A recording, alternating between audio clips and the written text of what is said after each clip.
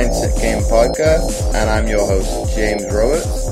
I'm a two-time Paralympian, online training and nutrition coach, and owner of James Roberts Fitness. You can find more of my content by going to my website, fitamputee.co.uk. But before we get started with today's show, first off, let me take this opportunity to welcome back the regular listeners.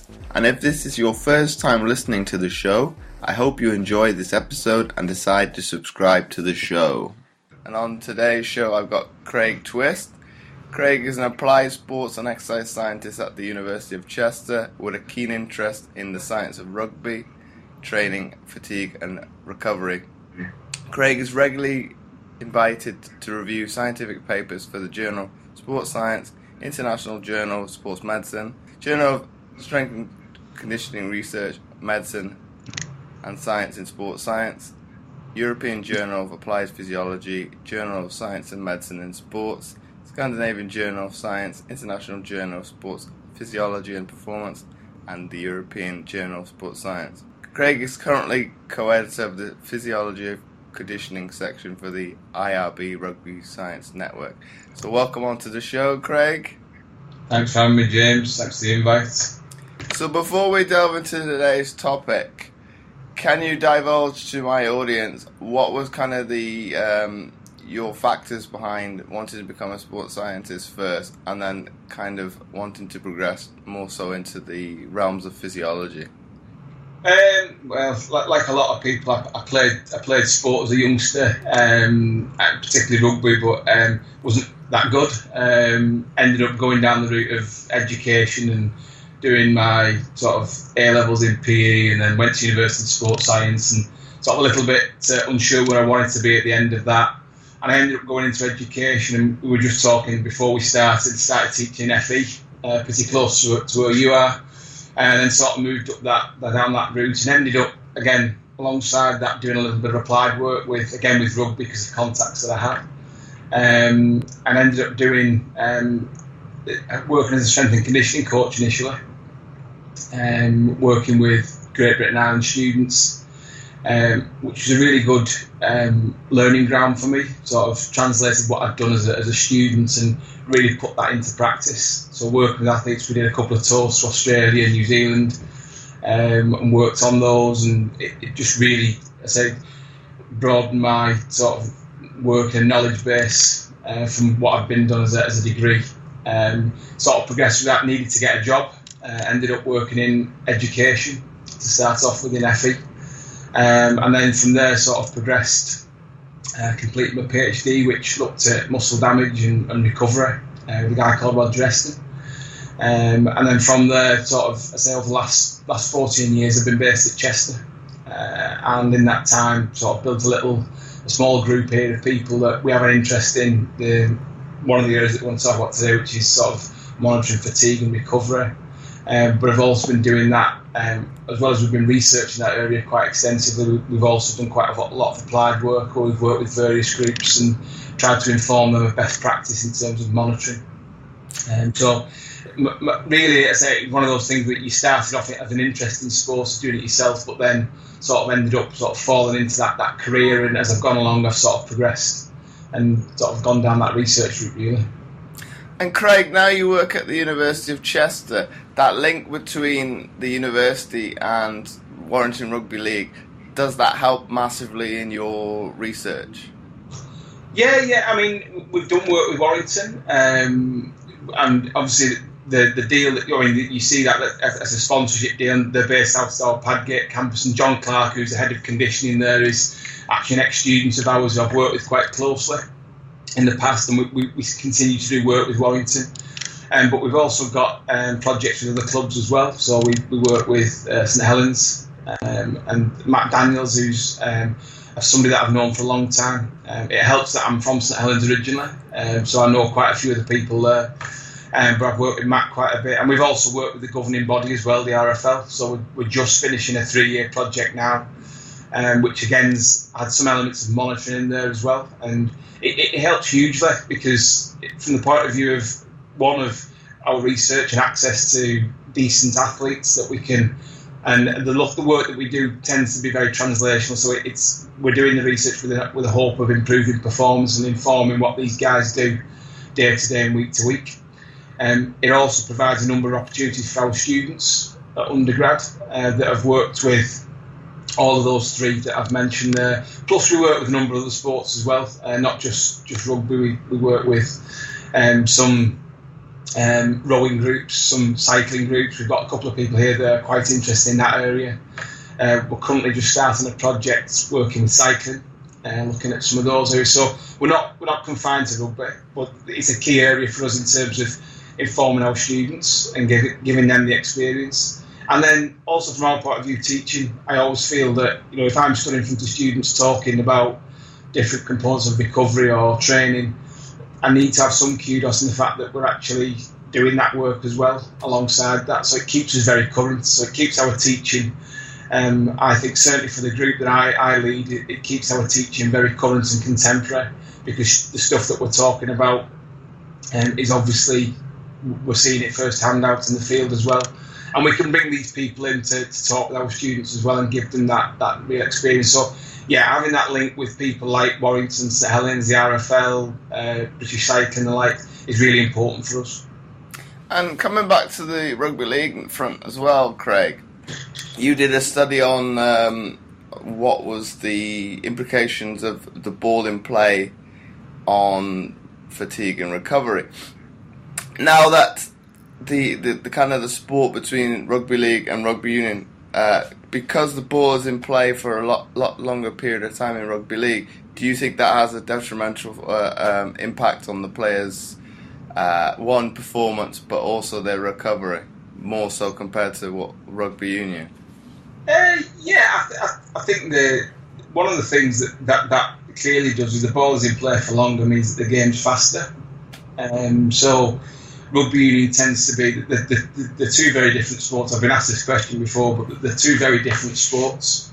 Rugby union tends to be, if you look at some of the GPS data, they're typically moving at speeds of around 60 to 65 metres per minute, which is obviously punctuated with lots of stops in play, but also rucking, mauling, line out, scrummaging, which we don't get in rugby league. Rugby league is a more simple game, if you like. It's backwards and forwards, but what that does is it creates the games a bit quicker, so you're probably getting more up towards 85 to 100 metres per minute, and that's the average demand.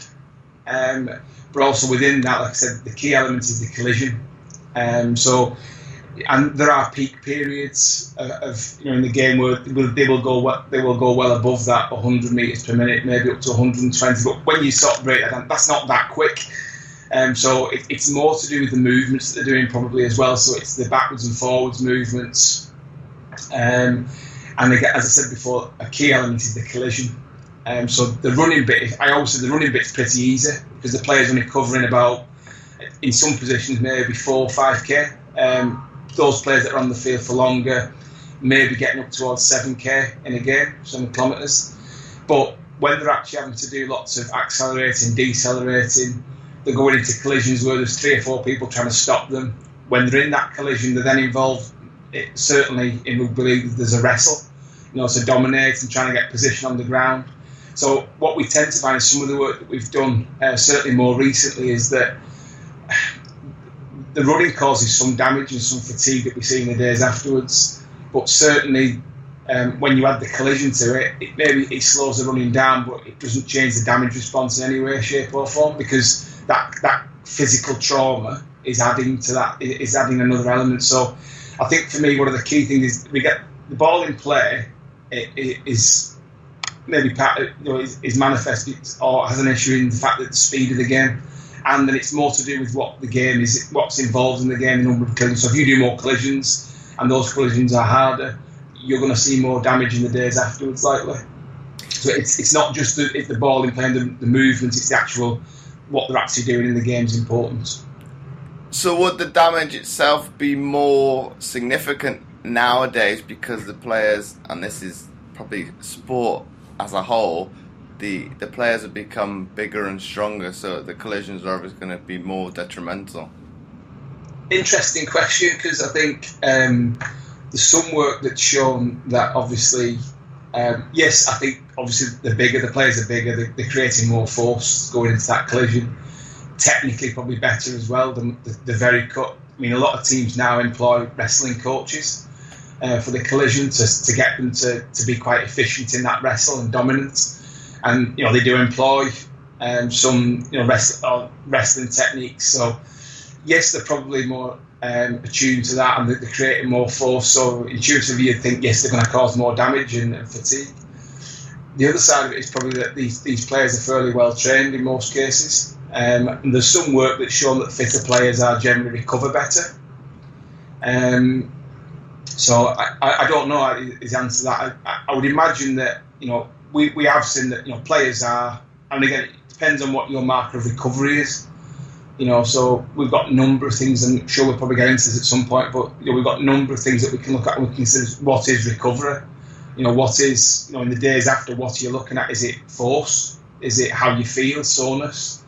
Is it your attitude to train? Is it blood-borne markers? So that has a huge bearing on several things there. But I don't know. I would think players do get fatigued now, but we have no data from sort of, say, 10, 15 years ago to compare it against. So it would be very difficult. But I say intuitively, you'd think, yes, there's more force being created. There's a lot more going on in terms of the wrestle. The tackle is such a dominant part. I think probably yes, you might expect that to be the case. So you would say it would be more useful going forward as using data nowadays as kind of a marker and a base layer to kind of compare with data future down the line, as opposed to being able to compare to past data. Yeah, I think that's a really valid point. Certainly, longitudinal data is more valuable to us. A lot of the stuff that we see is probably very cross-sectional snapshots of, we've published data on that, as have others, of single games or a series of games, looking at response to that. Looking at how players adapt over a longer time. There's some argument that older players might be a little bit more tolerant. That if you take, for example, some of these teams now have players ranging from 18 years of age up to probably mid-30s. It'd be an interesting study actually when you talk about longevity. How do these players, do they adapt to this collision? We have some data, very tentative, that shows that more established rugby players might be a little bit more tolerant to the impact and the collision and in the response that they see in the games afterwards. Now, whether that reaches a threshold, and then once they get past a certain age, so late, because you can talk to players. And some of the older players will say, I'm finding it hard to recover after games, but that's just them telling you that. But then you also talk to some of the younger lads that, for the first time to take a step up and play some senior competition, they're really struggling for the days after that. Now, is there a point, is there a sort of mid-ground where these players over time, I'm sure they adapt to that. There's something called the repeated bout effect, which we see certainly when we do resistance training with people, and then we repeat that. The response that we see the second time round is attenuated, and now that's from quite controlled resistance training studies. Whether we get that from contact sports or sports like football, change of direction, I'm not so sure. There is some work by a guy called Glyn Howitson up at Northumbria that's shown that this repeated bout effect isn't as prominent in team sports like football when we play multiple games. So you're never doing the same thing twice. Resistance training, we can do the same training sets, 2 weeks apart. Games vary from match to match. The number of tackles you do, the number of sprints you do, the number of accelerations, decelerations. We're never getting that consistency there. So I would imagine there's probably some adaptive effect, but as I say, you're never getting the same thing twice. So players are always going to be sore whatever age they are. But getting back to your point, the longitudinal stuff would be really interesting to look at that over time and see how players adapt. I don't think we have. We're probably starting to get to that point now where we do have that data, and it would be interesting. We haven't done it, and I'm not sure I know of anybody that has. But looking at if we could take a group of players over, say, a 5-6 year period, and we've got consistent measurements, whether they've adapted to that and they show less signs of damage and fatigue, I wouldn't know, to be honest with you. But coming to that recovery point that you raised, Craig, Wouldn't it come down to the player's perception of recovery, be it from both a physiological standpoint but also a psychological one, because they're both going to bring different components to how they perceive it? Yeah, I mean, let's be frank. When we talk about recovery, like I said before, it depends on what you class as recovery. So if I was doing a research study, I would propose several markers of recovery. So if I got you to do a heavy resistance session, say for example, and I wanted to monitor your recovery from that, I'd probably want a measure of force in there, some measure of function, because we know that that's one of the best indirect markers we have of damage to the muscle. So that's been confirmed now with several studies that, you know, measures of force provide you with the best indication of damage after exercise. I'd probably want some measure of perceptual sort of, you know, fatigue or damage, so soreness, attitude to training. We could take blood markers, which seem to be quite prominent in the literature, less so in the applied world because of the cost and the fact that players are very reluctant, or athletes are very reluctant to give blood samples. We're starting to see an emergence now of things like urine markers, which again are a little less invasive, but they provide us using metabolomic procedures where we can start to look at some of these responses, but that's very much in its early days. But we are starting to see an emergence of that. Other things like range of motion, sit and reach, functional tests, these are all the things that we see. You know, if you go into most team sports now, you'll see them doing things like knee to wall tests, range of motion around the hips, knees, ankles. And these are all things that we use to make a judgment on. Now, getting to your point of perception, I genuinely think that's really important, is how the player feels. Because when we look at these force losses after most types of activities that we do, so training sessions, matches, you're probably only talking about losses of around 5 to 10% in function, which to me, you know, it might seem a lot, but you know, most players will tolerate that. You can still go out and do something with a 4 or 5% loss in your, for example, jump height or your knee extensor. And so now, if there's a player with a really large decrease because they've done more in a particular training session or they're more susceptible, well, they're the ones that you might want to give some thought to. But in the main, the functional losses on average are probably quite low. I think what's important is that if you look at how they feel after a game, that will certainly influence how willing they are to engage in exercise in the days after. And it will influence what they want to do. And I'll give you a practical example. We do some work, I mentioned before, with St Helens actually, and they went through a period where they played, I would say, 4 games in the space of 2 weeks, and there was probably more than that, but it's an intensive period over the Easter period. Now, we know for a fact that those players were showing signs of soreness, and you know, they were down in the functional measures. If I had taken blood from them, that would have been increased as well. But one of the key things that the coaching staff took on board was keeping the players quite happy, keeping them sort of buoyed and, you know, sort of, look, you're going to have to get through this. There's nothing we can do about it. They went through that. One year they did that. They struggled. I think they only won 1 game out of the 4. This year, and that was taking a different approach. This year, they took the approach of, you know, work on the recoveries with them, keep them buoyant, keep things light, you know, keep them engaged. And the players generally got through that, and they won all 4 games. But the atmosphere in the camp was very different, and that was a big emphasis just on the more subjective attitudes of the players. Look, we have to do this, and we have to get them through. So I think certainly there's an element in terms of your question, is that in terms of how the players feel, and that is a real key marker for us, and trying to alleviate some of those soreness and doing things around the more subjective markers might be more important to us rather than focusing on things like the functional measures. And I say maybe for those that show extreme changes in function, you might want to have some caution about. But in the main, I don't think those are too significant. They're fairly small. The changes that we are concerned about is just maybe the ones that are how sore you're feeling. Are you prepared to do things? And if you're not, well, we need to do something about that. Whether that's changing the training, giving you a different recovery strategy, resting you. So these are things, but again, I think your point is the athlete's perception of how they feel is very, very important. But coming down to the actual recovery itself now, Craig, it's coming from that perception of me competing at a high level as well. You're gonna have those days where you don't want to train, you don't want to do anything in particular. But why does that come about? That is it kind of the body giving you warning signs that things are kind of going down a slippery slope, or is it sometimes more mental than that? There's probably a number of things that are informing your attitude to exercise, or so muscle soreness is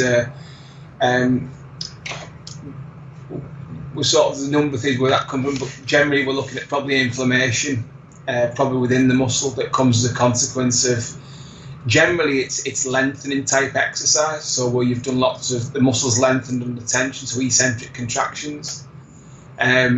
So we see a lot of that in resistance training. We get a lot in things like prolonged running, where we probably see more severe change on marathon, half marathon. But if we're doing very intense sessions where we're doing lots of heavy lifting, or those eccentric contractions will probably are likely to cause, and certainly if you're unaccustomed to that, will show some signs and changes there.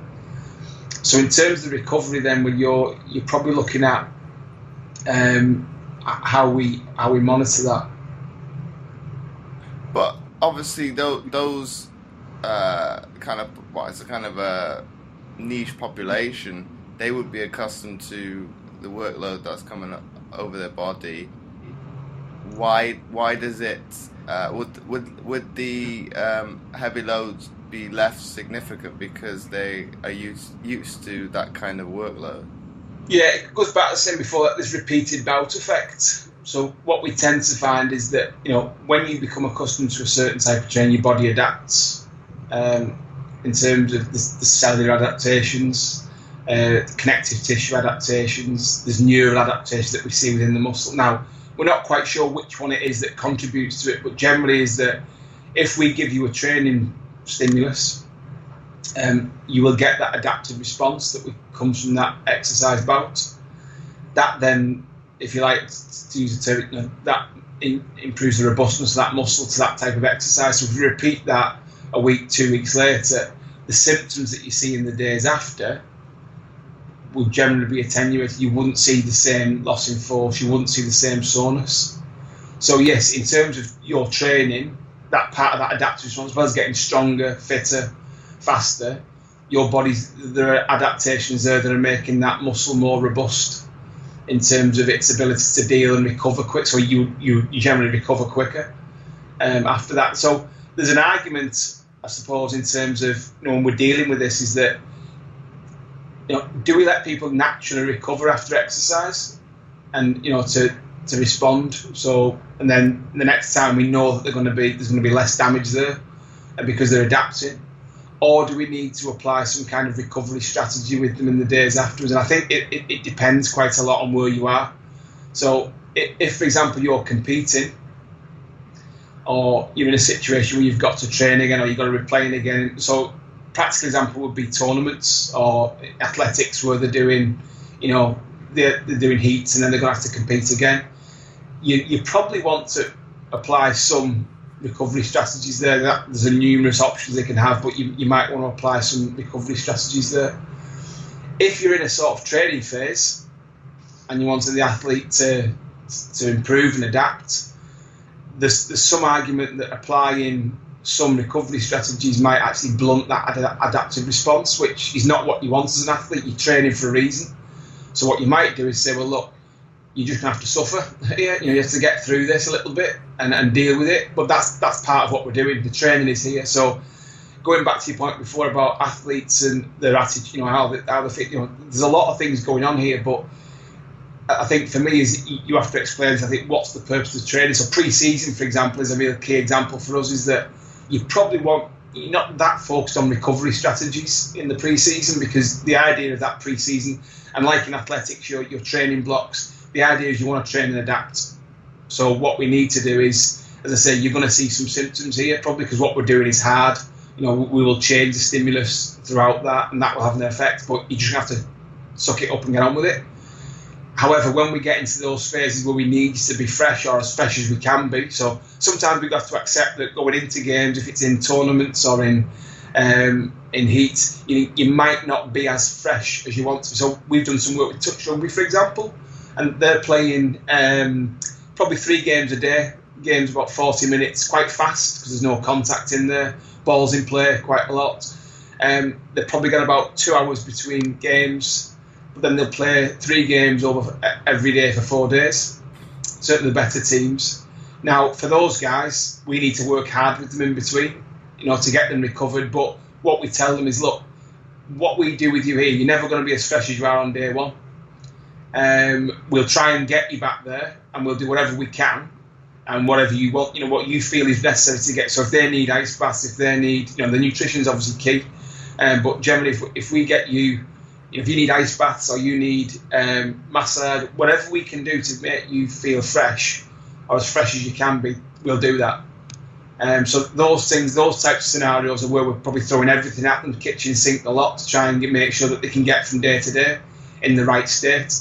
But as I say, in a more training scenario, as I said, there's the body of work now that's showing us that some recovery, like cold water immersion, for example, actually blunts any adaptive responses, which as a coach and an athlete you don't want. So it depends is probably the key phrase there. It depends where you are. But now, Craig, obviously trying to implement the recovery techniques now is quite difficult from being in you could say, an individual environment as opposed to a team environment, because like you attested to, well, getting massage done individually is quite difficult. Yeah, I mean, the recovery strategies one is an interesting one, because the literature now is, I mean, you don't need to do a search on the internet for recovery strategies after sport, and you won't be short of finding anything. There are lots and lots of studies on that. I suppose it goes back to an earlier point: is what is recovery?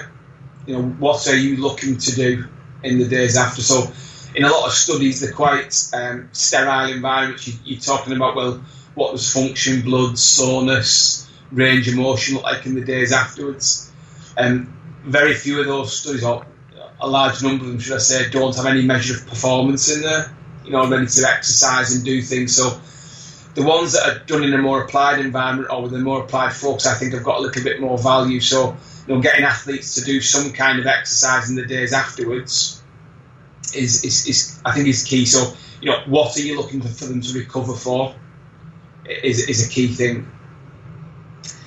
It then comes down to, in terms of the strategies that you're going to employ, is, well, as I said, what do I want to do with them? How do I want them to recover? So it's then up to you to come up with a decision on, well, if I know that I've got to recover between these bouts, I need to consider various strategies. So just remind me again. Sorry, I lost track of it there. What was the question you were focusing on? It was why is like the importance of kind of being able to say, you said being able to give the kitchen sink to people in a tournament environment, whereas you can't really replicate that individually in your own home. Sorry, yeah. So, okay, so the recovery literature at the moment is, as I say, is what are you recovering for? There are various things, and you mentioned something earlier. You've got things like cold water, you've got massage, you've got exercise, stretch, a whole range of things. I think one of the key things for me is the nutritional element, to making sure that we're recovered from whatever energy we've expended in the days afterwards. And we have seen some data where we get an increase, only small, but in rest energy expenditure in the days after damaging exercise. So we need to try and account for that, certainly for athletes that are, we don't want to lose weight. But, in terms of recovery, depending on what they've done, the nutrition isn't really my area, but certainly looking at what we're getting the athletes to eat immediately after they've exercised and in the days after to help them recover is pretty fundamental. But I would certainly be going for a food first approach rather than looking at supplementation and things like that. So making sure that we have the diet right is first and foremost. In terms of what you choose, and you say that obviously it depends on what the athlete has access to, there's a growing body now that starts to get to think that it's not really necessarily what you use per se, it's more that what you feel is best for you. So there was a really nice study that looked at cold water immersion with a group of athletes and got them to do an intensive training session, and then they immersed them in cold water afterwards and looked at the recovery the day after. They got them to repeat the exercise the day after. And what they found is that the athletes that felt the cold water immersion was going to work actually recovered better. So what we're starting to see now in a lot of environments is, rather than us prescribing a recovery strategy to the athlete that we're going to stick you all in an ice bath or we're going to give you all a massage, you start seeing, so some of the rugby teams, for example, I mentioned Warrington, you mentioned about Warrington before, John Clark, who's there, I know, has talked about this with me before, is where they give them a range of options that the athlete can choose, and they provide a point system with them and say, look, you need to accrue 100 points in the day after this training session or this game. How you do it is entirely up to you. So some of them might choose to go and have a swim. Some might choose to go, they might want to sit in an ice or put ice packs on or whatever. Some might decide they want to do a little bit of stretching and some foam rolling. So it really is that if they think that, and again, it comes back to the point before, it's about the athlete's perception of what is recovery. You know, they're going to be weaker a little bit, but generally what we're trying to do is make sure that, you know, in most cases, yes, there'll be some extremes where people have had either they've not coped with the exercise particularly well and they've got some large losses in force, probably because they've done more than anybody else, or they've had more tackles, for example. But in the main, most will show fairly similar symptoms.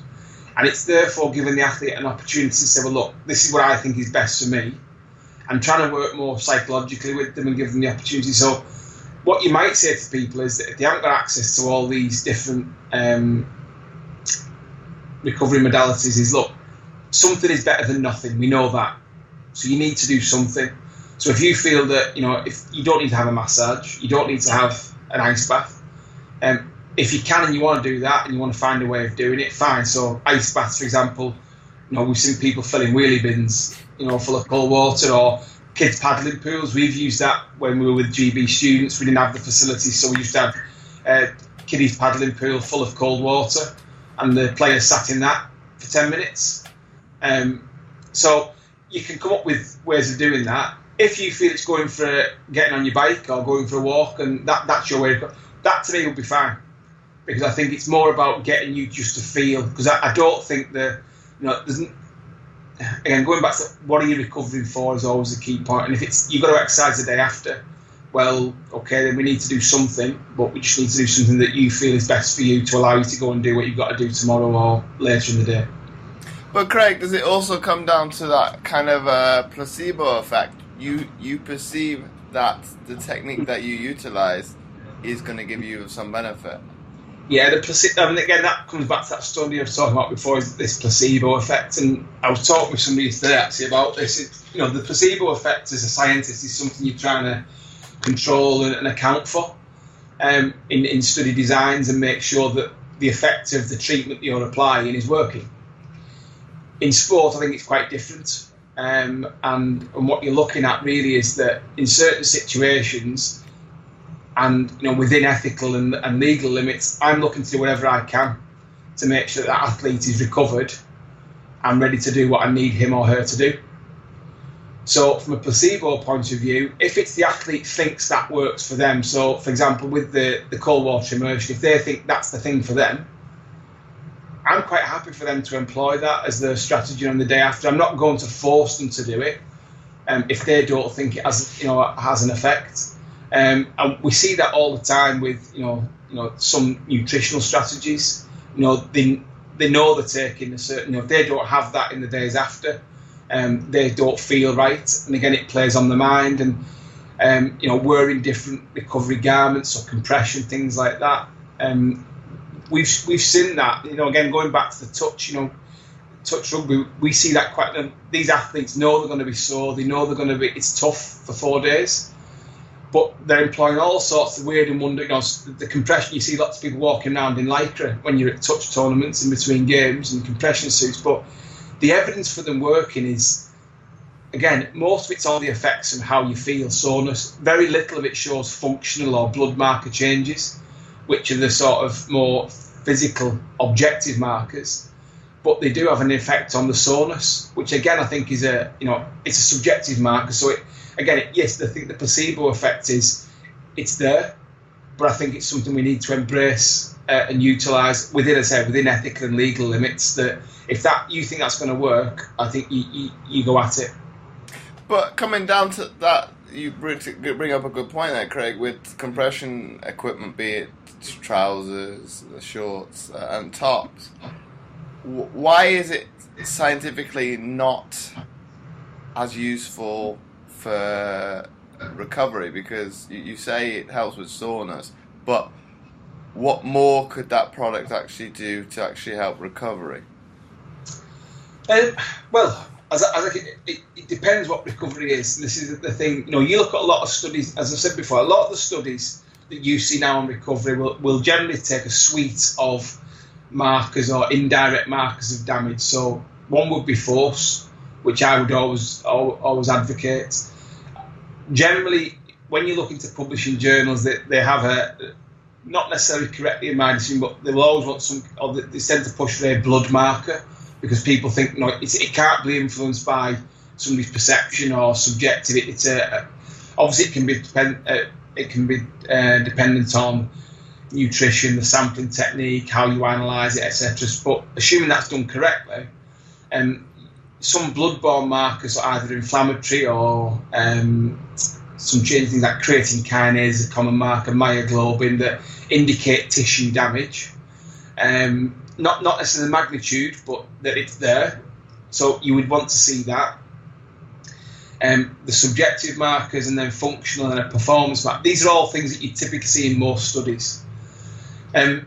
So let's take those studies, for example, that when we look at them, and if we took, for example, there have been meta-analyses done where they've pulled together numerous studies and looked at the effects. The effects that we see on things like force and so are generally small, like compression garments. So to me, it then becomes an issue. Well, it's not having a huge effect on the subjective markers. Probably slightly bigger effect, but again, still only relatively small on subjective. So, small effect on the objective markers like force, etc. Again, a slightly bigger effect on things like soreness, but it all depends on what you're measuring afterwards. And again, I think from a studies point of view, we can report these effects, if you like, but that's just on these markers that we have. The important point for me is in how you translate that into the real world. Yeah, so in a study I could say, look, it has this effect on soreness, this effect on force, this effect on blood markers, fine. Nice study. But the key point to me comes in, I've got to take that data and I've got to use it in the real world. And if for me, I can accept these small decrements in foot. For me, the main thing is, does the athlete feel that is having a benefit for them, and helping them recover? So if you've done an intense training session and then your coach is saying, right, well, you're back in tomorrow, and we want to do another training, and then we're going to compete. If you feel that's going to work for you, I think that's what you're hanging your hat in an applied environment. What works best for you and makes you ready to do what you need to do. So the markers themselves become a little bit, of a side issue for me. It focuses more again on the more subjective markers and making the athlete ready to do what they need to do. And now, Craig, looking at, obviously, with the Europeans now in full swing from an athletics perspective, obviously it's been very, very warm in Germany, and Britain per se, over the last couple of weeks and months. How detrimental is heat towards recovery now? Well, I think there's some evidence, and again, I'd have to go and actually look at the paper in more detail, but I know there's some argument that certainly damaging exercise might be increased when we do it in heat, but I couldn't really. I'd have to go and look at the paper on that one. One of the key issues for me probably would be dehydration. in terms of recovery. So certainly in the longer duration events and the effect of that on performance. So we know that obviously depending on the exercise and the intensity and the duration, heat regulation is a key. Is something we'd have to be focusing on. So certainly in those situations, I think where we'd have athletes wanting to do multiple events or in terms of the different trials, you'd probably be focusing more on monitoring the hydration status and making sure that they're going into the exercise hydrated. So I think from a recovery point, that's probably the key thing for me. I think would be the issue there in terms of the heat. In terms of the damage response, I'm not quite sure. I think there has been some work looking at that, but I think there's probably only one or two studies, and I can't recall them off the top of my head at the minute. But also with the heat, coming down to you talk about dehydration, does it come down to keeping obviously the cells hydrated as much as possible, so you're keeping a normal function per se? Yeah, I mean obviously when with dehydration, the key thing then is that we start to see a change in things like cardiovascular function. So as a consequence of that, we get increase in heart rate, stroke volume, blood flow changes that obviously then have an impact. There's also an argument that we would see, certainly prolonged exercise, we might see change in metabolism, so increased reliance on carbohydrate metabolism, which then might have an impact in terms of fatigue, certainly for longer duration activities. The other issue, I suppose, is also changes in perception, so rating of perceived exertion. We know increases in exercise in the heat, which might have an impact on things like task engagement, so how much effort they're willing to expend. That then translates to things like pacing. So, the pacing strategy that you adapt. I'm thinking things like marathon, half marathon, 10K, maybe the longer duration stuff. Where you, and then obviously for things like if we're dealing with things like wheelchair racing over distance, so the strategy that you might employ in terms of how you distribute your energy will be influenced by the heat. And what the literature seems to suggest is that perception of effort seems to have an impact on that in terms of how they're, so we know that with heat that perception of effort is increased. And then that translates then into an altered pacing strategy. So, yeah, certainly for the longer duration events, I think there'd be something there to consider. But then when it comes to the actual recovery technique, Craig, is it more paramount to utilise, obviously, something that's going to regulate your body temperature?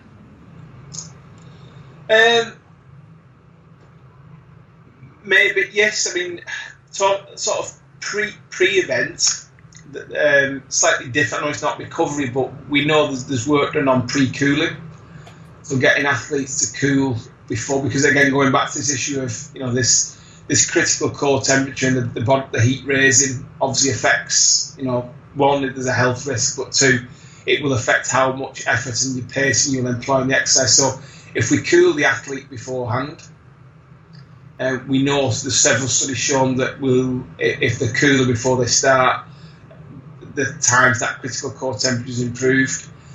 Interestingly, when we do it in the lab, we see an effect on performance, but when we actually put it in the field, we don't see the same effect. So Rob Duffield out in Australia has done some work in football, and that's probably because, again, the behavioural strategies that the athletes employ during the exercise. So when they're hot, they'll change the way that they exercise to do that.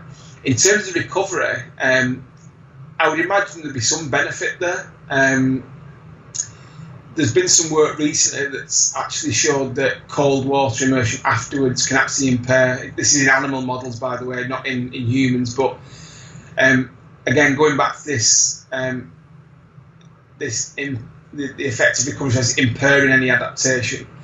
There's a potential for glycogen resynthesis to be impacted on in recovery if we use cold water immersion. Now, as I said before, I think for me the fundamental thing of recovery is nutrition. Making sure that those athletes are refueled and rehydrated, certainly in the heat. Now, this is only this study was only published earlier this year, I think. And what they showed is that when the muscle was cooled, the glycogen uptake was impaired. Now that to me would be a negative, because so if we're applying the cold afterwards to try and recover, and again I think the effect of that is more likely to be on the perceptual soreness, what we were saying before about the subjective feel. I think that would be the main effect you're looking for. I think that over the fact that if it is, and again I think there's more work needed on this, but if it is having an impact on glycogen uptake afterwards, well that to me would be a no. I'd want to make sure they were refueled better afterwards. We know that damaged muscle does refuel as well. So when we get damage to the muscle tissue, the glycogen resynthesis is slowed a little bit. So there's potential there that if we add the cold to that as well, we'll further impact on that recovery, which we wouldn't want in that situation. It's certainly if recovery is what we want, as a new toddler. So there's some probably caution needed there, but as I said, there's probably more work needed to understand more about that.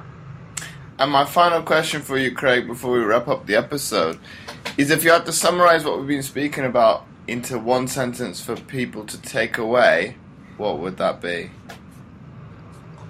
Understand what you're recovering for and why. So once again, thanks again for coming on the Mindset Game podcast. Thanks for inviting me. It's been a pleasure. The pleasure's been all mine. And before I forget, I would really appreciate it if you would be so kind as to leave a short written review, as it helps to get the podcast more notoriety, and it would be more visible in future to others, and thus helping more people, which my guests and I are all about. Once again, thanks for listening, and I'll catch you next time for another episode of the Mindset Game podcast.